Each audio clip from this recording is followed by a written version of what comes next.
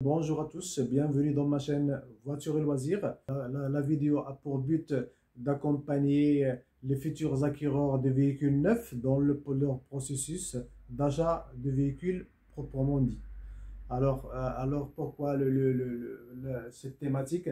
Je vois en étant connaisseur, en ayant une expertise dans l'automobile, la plupart des gens viennent pour s'acquérir une voiture à l'aveuglette, sans pour autant avoir répertorié tous les besoins, leurs besoins, leurs attentes des véhicules. Avec le temps, il s'avère que le véhicule n'est pas adapté à leurs attentes, et ce n'est pas ce qu'ils désiraient en amont, et se trouvaient utilisés et sont obligés soit de vendre le véhicule, soit de faire un autre achat. Quand même, c'est un gâchis. C'est pourquoi il y a des incontournables avant même d'arriver sur le showroom. Les incontournables, ce sont les basiques. Les basiques, c'est déjà, il faut définir le budget de ce véhicule, de cet investissement. J'invite ces gens à faire des comparatifs. Heureusement qu'on va trouver là où vous allez des informations concernant le véhicule. Le premier élément de base, c'est déjà de déterminer le budget. Et une fois le budget est déterminé, vous allez passer à un autre stade plus évolutif. C'est quoi? C'est la collecte d'informations et des investigations sur le véhicule que vous désirez acheter, ou faire procéder à des comparatifs de concurrence. Qu'est-ce qu'elle propose la concurrence? En termes des équipements, en termes de véhicules lui-même, en termes d'espace, en termes de comportement routier. Ça, vous allez le voir dans les essais que vous allez faire une fois sur place, pour voir les véhicules, pour voir la suspension, l'ergonomie à l'intérieur. Est-ce que tous les équipements sont à portée de main? C'est obligé. Est-ce que vous avez une belle visibilité? Est-ce que la carrosserie est très fluide?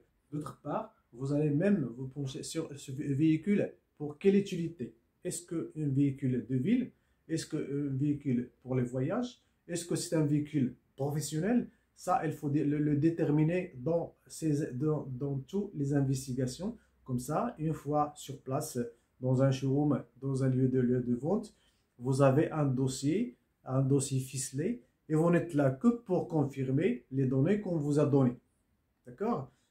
Je vous invite à avoir une application Advisor, car vous allez trouver des internautes qui ont déjà acheté le même véhicule que vous allez acheter. Ils vont émettre leurs avis, leur expérience avec le véhicule, et leur expérience avec le point de vente. Et ne pas oublier un autre élément qui est très important, c'est la pièce de rechange. Essayez d'acheter un véhicule qui est disponible, qui est beaucoup visible. Comme ça, une fois vous aurez un problème de pièces de rechange. Si vous ne l'achetez pas dans l'unité là où vous allez, vous pouvez la trouver à la casse. Ça, c'est important. Et un autre élément sur lequel on va faire le focus, c'est la cotation des véhicules. Cotation de véhicules, vous accédez à l'internet, non, vous allez rechercher le véhicule, quelle est la cotation, quel est son prix après 4 ans, 5 ans, 6 ans, parce que la cotation, elle est aussi déterminante dans la décision d'achat. Et aussi, je vous invite aussi à voir un site carisiac.com. Là, vous allez trouver des essayeurs qui ont essayé toutes les marques sans exception. Et là, vous allez voir leur avis, leur feedback. Le feedback sur tous les éléments, sur le comportement routier, sur l'assise, est-ce qu'elle est confortable ou non, sur les matériaux utilisés. On va vous parler aussi sur les moteurs gasoil, les moteurs essence, les moteurs hybrides rechargeables et aussi électriques. Le côté électrique, lui aussi, il est assujetti à un nombre de problèmes. Pourquoi? Parce qu'il faut voir le pays là où vous achetez ce véhicule et il se dote de, comment dirais-je, des pôles de recharge là où vous allez, sur un marché, sur un supermarché, en autoroute et tout ça. Chaque catégorie de moteur a ses inconvénients, a ses bienfaits, ses avantages. Il y a aussi des inconvénients, c'est normal. Non, il y a aussi les prestations, le comportement des gens une fois vous êtes là.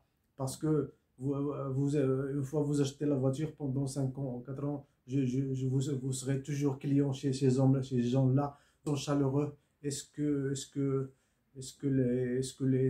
qu'il y a un sourire? Il y a beaucoup de choses. De toute façon, on va attaquer le deuxième volet voilà, sur la voiture. Il faut voir tout cela avant même d'embarquer dans l'entreprise ou là que vous allez acheter ce véhicule. Si ce contenu vous a été d'une grande utilité, n'hésitez pas à liker, n'hésitez pas à réactiver la cloche, éventuellement de vous abonner. Et merci beaucoup d'avoir visionné cette vidéo. Au revoir.